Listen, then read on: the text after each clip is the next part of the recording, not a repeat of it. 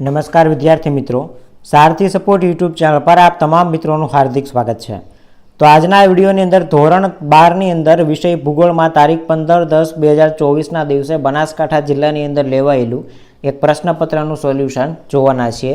તો આ વિડીયોને સ્કીપ કર્યા વગર અંત સુધી જોતા રહેજો। તમારી સ્કૂલમાં જો હજી ભૂગોળનું પ્રશ્નપત્ર બાકી હોય તો આ પેપરને તમે મોડેલ પેપર તરીકે ઉપયોગ કરી શકો છો। આમાંથી ઘણા બધા પ્રશ્નો તમને પરીક્ષામાં પૂછાઈ શકે છે અને આઈએમપી પણ છે। તો સૌથી પહેલાં આપણે વિભાગ એના સોલ્યુશનની વાત કરીએ તો વિભાગ એની અંદર સૌથી પહેલો ક્વેશ્ચન આપેલો છે, સંભવવાદ શબ્દનો સૌપ્રથમ ઉપયોગ કરનાર કોણ હતા? તો સંભવવાદ શબ્દનો સૌથી પહેલો ઉપયોગ છે એ લુસિયન ફાવરે કરેલો હતો, એટલે જવાબ આવશે ઓપ્શન નંબર સી। ત્યાર પછી બીજો ક્વેશ્ચન છે, જિયોગ્રાફિયા જનરાલિસિસ પુસ્તકના લેખક કોણ છે? તો આમાં જવાબ આવશે બર્નાર્ડ વેરેનિયસ। ત્યારબાદ ક્વેશ્ચન નંબર 3, સમાજ, સંસ્કૃતિ અને ઇતિહાસ ઉપર આબોહવાના પ્રભાવને કોણે સમજાવ્યું? તો અહીંયા તમારે આ ક્વેશ્ચનનો જવાબ કોમેન્ટ બોક્સની અંદર જણાવવાનો છે।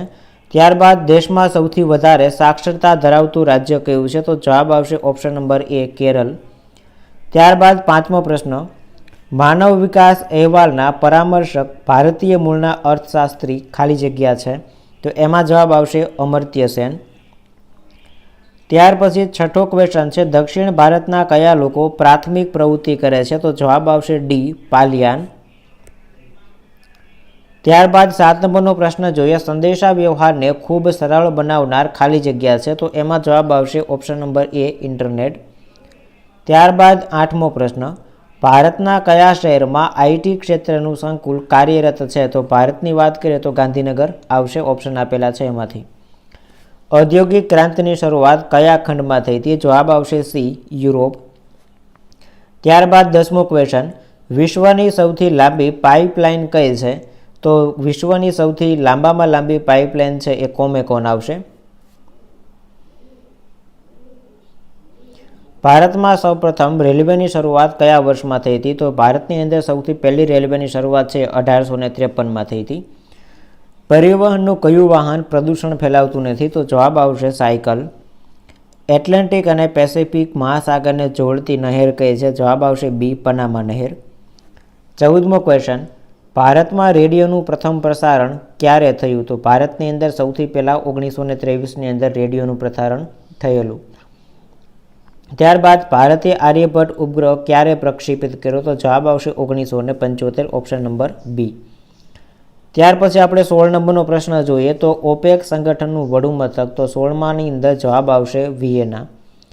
કોલકાતા નદી બંદર કઈ નદી ઉપર આવેલું છે? તો 17માં જવાબ આવશે હુગલી નદી। વિક્ટોરિયા સરોવર કયા ખંડમાં આવેલું છે? તો વિક્ટોરિયા સરોવર છે એ આફ્રિકામાં છે, એટલે ઓપ્શન નંબર ડી જવાબ આવશે। ચીન અને દક્ષિણ પશ્ચિમ એશિયાના મધ્યમાંથી પસાર થતો જૂનો માર્ગ એને રેશમ માર્ગ કહેવાય, ઓપ્શન સી।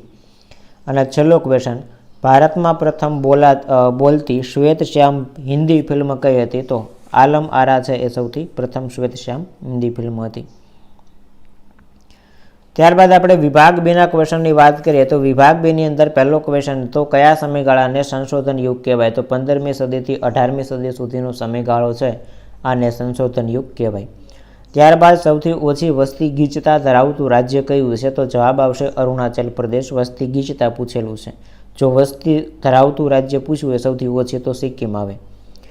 ત્યારબાદ 23મો ક્વેશ્ચન, રેન્ડિયર કયા પ્રદેશનું ઉપયોગી પ્રાણી છે? તો જવાબ આવશે ટુન્ડ્ર પ્રદેશ। ત્યારબાદ 24મો ક્વેશ્ચન, સિલિકોન વેલી એટલે શું? તો ઇન્ફોર્મેશન ટેકનોલોજી સંદર્ભે ઘણા બધા વિકસિત ઉદ્યોગગૃહોનું સંકુલ એને સિલિકોન વેલી કહેવાય। ભારતનો આંતરિક જળમાર્ગ 1 કઈ નદી ઉપર આવેલો છે? તો જવાબ આવશે ગંગા નદી ઉપર। ત્યાર પછીનો ક્વેશ્ચન, ભારતમાં ટેલિવિઝનનું પ્રથમ પ્રસારણ ક્યાં અને ક્યારે શરૂ થયું? તો 15મી સપ્ટેમ્બર 1959 દિલ્હી ખાતે।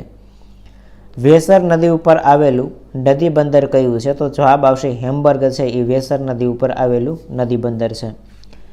ભારતમાં પ્રથમ કયું સમાચાર પત્ર પ્રકાશિત થયું હતું? જવાબ આવશે બેંગોલ ગેઝેટ। ત્યારબાદ ગુજરાતમાં કયા કયા સ્થળે રોપવે જોવા મળે છે? તો જૂનાગઢ છે, પાવાગઢ છે, આ બધા સ્થળોએ રોપવે જોવા મળે છે। અને તૃતીયક પ્રવૃત્તિ એટલે શું? તો માનવીને આપી શકાય આવી સેવાઓને તૃતીયક પ્રવૃત્તિ કહેવાય। અથવા તો કિંમત ચૂકવીને પ્રાપ્ત કરી શકાય એને તૃતીયક પ્રવૃત્તિ કહેવાય. તો અહીંયા આપણે 30 માર્ક્સના ક્વેશ્ચનનું સોલ્યુશન જોયું. હવે અહીંયા તમને જે પ્રશ્નો આપેલા છે આ બધા પ્રશ્નો તમે એઝ અ મોડેલ પેપર તરીકે IMP પ્રશ્નો સમજી અને તૈયાર કરી શકો. ભારતના ભાષાકીય માળખાનો ખ્યાલ આપો, એના પછી દ્વિતીય પ્રવૃત્તિના લક્ષણો આપો, ત્યારબાદ ગૃહ ઉદ્યોગ એટલે શું, તેમાં કઈ કઈ ચીજવસ્તુઓ તૈયાર થાય છે. રાઈટ, આ રીતે સંપૂર્ણ રીતે તમે અહીંયા જોઈ શકો છો. આ બધા પ્રશ્નો છે આ તમારે તૈયાર કરવાના છે. તો આશા રાખું છું કે વિડીયો પસંદ આવ્યો હશે. જો વિડીયો પસંદ આવ્યો હોય તો લાઇક કરી દેજો. ચેનલને સબસ્ક્રાઈબ કરવાની બાકી હોય તો સબસ્ક્રાઈબ કરી દેજો. મળીએ છીએ નવા વિડીયો સાથે. જય હિન્દ, જય ભારત.